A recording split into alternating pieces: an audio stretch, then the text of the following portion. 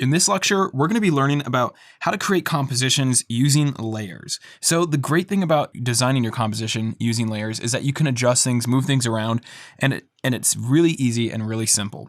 So all you have to do is just download the file that I included in the resources for this lecture, and you'll see that what we have over here is we have this frame layer that just is a black frame just to kind of frame out our composition, just to make it look a little bit nicer. And then in this group folder, we have all these different layers. We have the sky, the background, the arch, the midground, the foreground 2, and the foreground 1. And these are all individual layers of this composition. So you can see if I turn off the foreground, it turns off this black foreground that has all these trees and this little character that's standing closer to the viewer. So all these are separated into separate layers so that we can move them around and manipulate them as we like. So what we want to do is we want to take what I have here and we want to adjust it so that way our composition looks better, because right now it's looking a little bit rough. I think it could look better than this. And the way we can do that is by moving things around, adjusting some of the values, and just really working on the different aspects that create up a good composition. So first what we're going to do is we're going to start just by moving things around.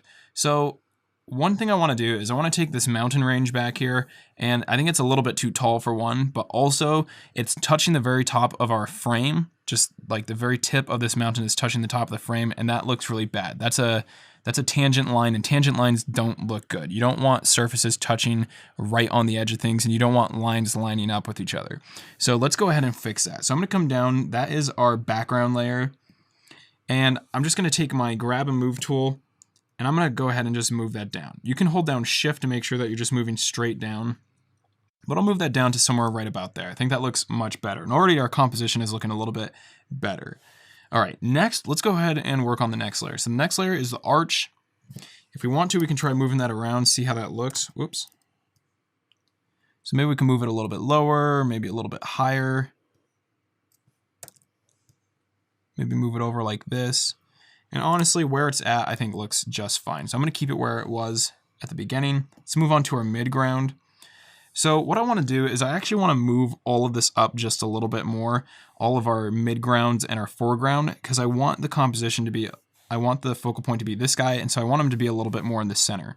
So what I'm going to do is I'm just going to select all of these layers, our midground, our foreground 2, and our foreground 1, and I'm just going to move those up. And I'm just using the arrow keys on my keyboard just to nudge it up just slightly. Something like that I think looks pretty good. All right, great. I'm also going to go ahead and grab that arch, and I'm going to nudge it up as well because it's being covered up now and I want to see that just a little bit more. Perfect. Now I'm going to go ahead and just grab my foreground, this black foreground area, and I'm just going to move that up a little bit more and just kind of bring my character up a little bit higher up into our canvas. And not only that, but have some of this lighter background behind him so that it creates a little bit more contrast. Maybe I'll move that down just a little bit more. All right, perfect. And maybe actually just a little bit more. Move it down until we close up that gap down there. All right, great. So already this is looking a little bit better. Now we can try experimenting with things. That's the great thing about doing these different layers, is that we can move different layers around and try different ideas out. And we can always undo it if we don't like it. So for example, I can just go ahead and grab this black layer and I can just move it over like this. So my character is a little bit further over, just something like that. And see how I like that. That's actually pretty cool looking. I kind of like that. We can also try dragging other layers around. So this midground right here, we can move this around. So maybe we move it out more like that. That looks kind of nice. Maybe we can move it up a little bit more. And I'm going to move it back to where it was before, something like that. All right, perfect. We can try doing things with the mountain. So we can grab our mountain background and we can move that around, see what it looks like if we move the mountains maybe more over here. Kind of cool. Maybe we move them more over here. And that's kind of nice looking too. I kind of like that. So I think I'm going to leave that. Maybe I'll move it back a little bit further over here. I think something like that looks pretty good. All right. So next what we want to do is let's go ahead and let's fill in this gap right here, because as we move our different layers around, you might get a few little gaps here and there. So you want to make sure that you just refill those in with the color. All right. Now, another thing we can do is we can create some atmosphere in here by adding some fog between layers, and we can also help with the contrast. So we can control where the contrast is. So for example, where our little character guy is standing and the values that he's standing up against, there's not a ton of contrast. If we were to lighten the area behind our character, it would create more contrast and it would help him become more of the focal point. So we can do that by adding fog. So let's start by adding some fog and atmosphere on our first layer. So over these mountains back here. So I'm going to come down to that layer and I'm just going to go ahead and add a layer above that. And then what I want to do is I want to add the fog by selecting the light color of the sky. So whatever color is behind the layer that we're going to add atmosphere to, we want to select that color. And then we want to switch over to a soft edged brush. So grab my brush with a soft edge, and then we want to bring up the size quite large. And then we can go ahead and paint over it like that. All right, so what we want to do is we want to bring our opacity down on our brush. So I brought it all the way down to 10% opacity, so you can see when I paint with it, it hardly shows up. I don't know if you can even see that, but I can layer it back in there, and I can start to paint out sort of a haze at the top of these mountains. So they kind of fade up or fade out the higher up into the sky they go. And I'm going to kind of overdo it a little bit, so they start to really disappear. And the reason why I do that is because I want to have complete control over the opacity. So now that I have that really painted out, I can come back in here and control the opacity of my layer and decide how much haze and atmosphere I want up there. So thinking somewhere around, let's say 40% looks pretty good. Maybe a little bit higher. Maybe I'll paint just a little bit more up here at the tippy top and really make that mountain disappear. All right, great. Let's go ahead and move on to our next layer. So I'm going to avoid this arch. Let's not worry about that. Let's just move up to our mid-ground layer, and we can go ahead and do the same thing. But we want to make sure that we select this gray right here. So we're not using too light of a gray. We want to use the gray that's the next lightest gray. So in this case, it's the mountain range, and we want to use that to shade in any fog we want to add in here. And I'm just going to add some low-line fog down here just to separate the next layer from this back layer. Maybe on some of these outside edges, I can kind of lighten up some of this up here at the top, add more haze.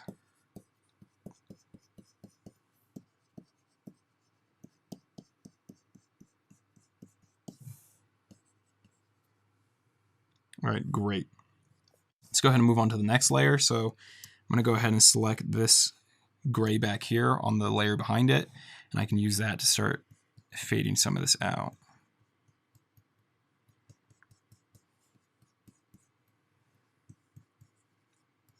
And just slowly start to create the effect of fog. And what I can do is I can really ramp up some of this atmosphere behind our character, so that way it just creates more contrast. It creates a lighter background behind him.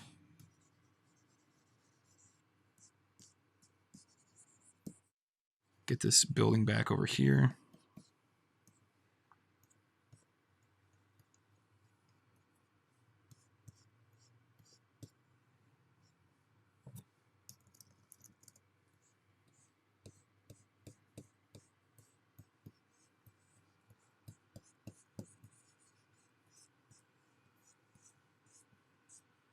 Maybe kind of add some light rays coming through that fog just to make it look a little bit more interesting. All right, that's cool. All right, next, let's go ahead and come up to our foreground. And this time, let's try something else. Instead of just adding fog on top of this layer, what we're going to do is we're going to use our erase tool, and we can just kind of create the same effect by erasing. I just want to demonstrate that there's different ways you can create this atmosphere. So switch over to a soft brush. And you'll see that if I bring my opacity down on my eraser, so just like with our brush, we can bring the opacity down. So I'm going to bring it down to 10%. I can slowly start to erase this out. Now, it makes it transparent, but that's okay because this is really just a composition painting. It's not necessarily supposed to look incredibly real. It's just to get the idea across of what the composition is and what some of the values are. And you can also incorporate some color in here. So even though this is a little bit transparent, that'll be fine.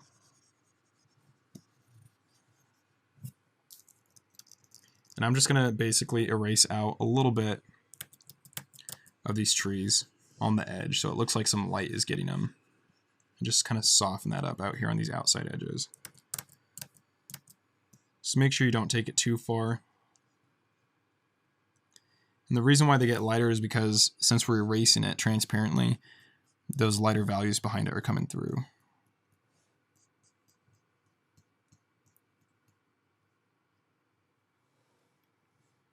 Let's go ahead and zoom out, see how that looks. It's looking pretty good.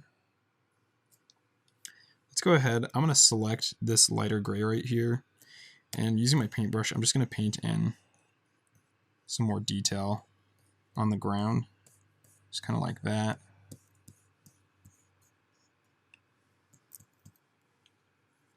I'm going to switch over to my hard edge brush, and I can paint some detail out here as well.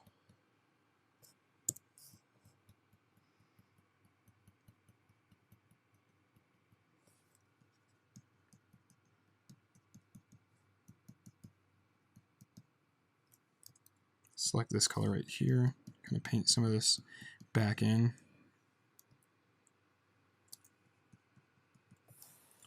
All right, great. Let's go ahead and zoom out, see how that looks.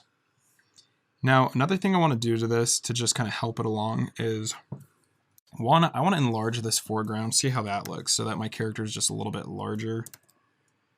So, using my transform tool, I'm just going to go ahead and enlarge this, holding down Option to make sure it scales properly and from the center.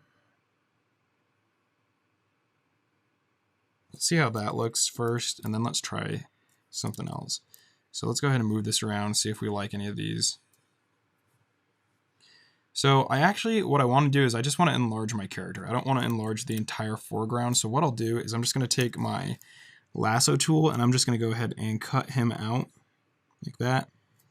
And then I'm just going to use my transform tool and I'm just going to enlarge him all by himself. I think that size works a lot better. Go ahead and hit enter, unselect that. I think that helps a little bit more. Maybe we can try pushing him into the center as well. So I'm going to try dragging this foreground over like this so he's more in the center. Something like that. And that looks pretty good. Let's go back and see how that looks. Maybe we could drag him even further over like this.